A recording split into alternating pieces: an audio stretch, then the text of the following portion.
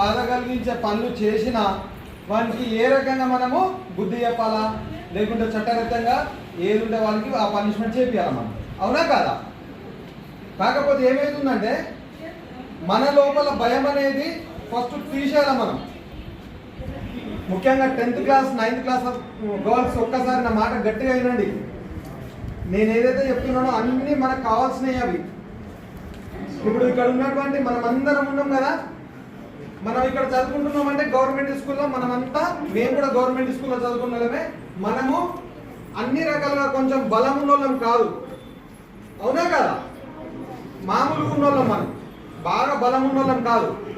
కానీ ప్రతి ఒక్కటి మనమే సాధించగలుగుతాం. అది మీకు తెలుసో తెలియదో. మనకున్నటువంటి టాలెంట్ని మనం కొంచెం బయటికి తీసినామంటే ఆటోమేటిక్ మన లైఫ్ ఎక్కడికి వెళ్ళిపోతుంది. ఈ రోజులలో మీరు ఎక్కడన్నా కానీ చూడండి, గవర్నమెంట్ స్కూల్లో చదివిన పిల్లలే గవర్నమెంట్ ఉద్యోగాలు చాలా మంది చేసిన వాళ్ళు ఉన్నారు. దగ్గరలో ఉంటుంది. ఇకపై పై చదువుల కోసం మీరు పట్టణాలకు పోవాల్సిన పరిస్థితి ఉంటుంది. అక్కడ నానా రకాల మనుషులు ఉంటారు, మిమ్మల్ని చూస్తూ చూస్తూ మాయ చేస్తారమ్మా. ఇది మాత్రం గట్టిగా జ్ఞాపకం పెట్టుకోండి.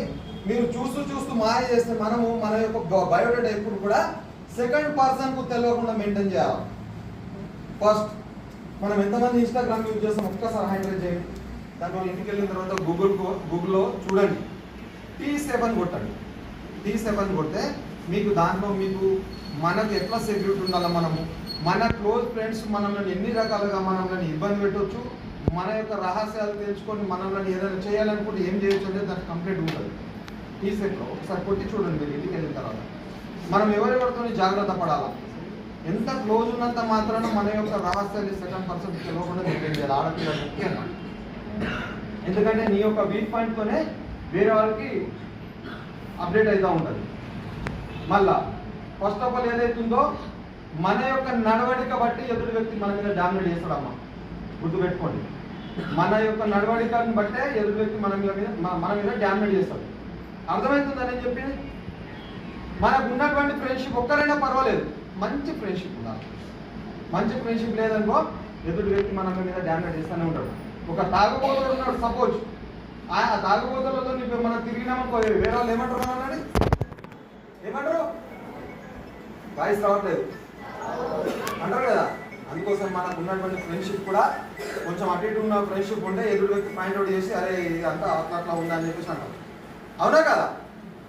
కాబట్టి దయచేసి మీరు ఎట్టి పరిస్థితుల్లో కూడా మన యొక్క బయోడేటా సెకండ్ పర్సన్ తీయదు. మళ్ళీ మీరు జర్నీ చేసినప్పుడు కూడా, ముఖ్యంగా ఆడపిల్లలకి ఎందుకు చెప్తున్నామంటే, జర్నీ టైంలో కూడా పక్కనే ఉంటారు, అప్పుడే పరిచయం చేసుకుంటారు. పరిచయం చేయగానే వాళ్ళు నీకు చాక్లెటో బిస్కెటో లేకుంటే వాటరో ఏదో నీకు ఇవ్వడానికి ప్రయత్నిస్తూ ఉంటారు. అప్పుడు మనం బాగా గమనించాలి. నో థ్యాంక్స్ అని చెప్పాలా, మనం ఏం ముట్టుకోవద్దు. ఎందుకంటే ఒక వ్యక్తి మనకు ఏదో రకంగా హెల్ప్ చేసుకున్నాడు అంటే మన నుంచి ఏదో స్వార్థంగా ఆలోచిస్తున్నాడు. ఇప్పుడు చాలా మంది అంటారు, సార్ వాడు మాకు వచ్చిన పిటిషన్లో, సార్ వాడు మా ఇంటికి డైలీ ఉంటుంది సార్, పాపను ఫస్ట్ క్లాస్ నుంచి వాడు క్లాస్మేట్ సార్ అంటారు. అంతా అయిపోయినాక అవును సార్ వాడు మా దగ్గరికి ఇట్లా వస్తుంది ఇట్లా అయింది సార్ అంటే ఎవరి తప్పు అక్కడ? ఒక వ్యక్తి నీకు అన్ని సమకూరుస్తున్నాడు, సంబంధం లేని విషయంలో నీకు అన్ని సమకూరుస్తున్నాడంటే నీతో ఏదో ఆయన ఇది చేస్తున్నట్టే కదా, ఏదో ఆశిస్తున్నట్టే కదా. అందు గురించి ఎవరిని మనం గుడ్డిగా నమ్మద్దు. మీకు ఏ అవసరాలు ఉన్నా ఏది ఉన్నా మీ పేరెంట్స్ని బలపరచండి, అడగండి. మీ ఓన్ బ్రదర్స్ని అడగండి, మీకు ఏది కావాలని వాళ్ళు చేస్తూ ఉంటారు.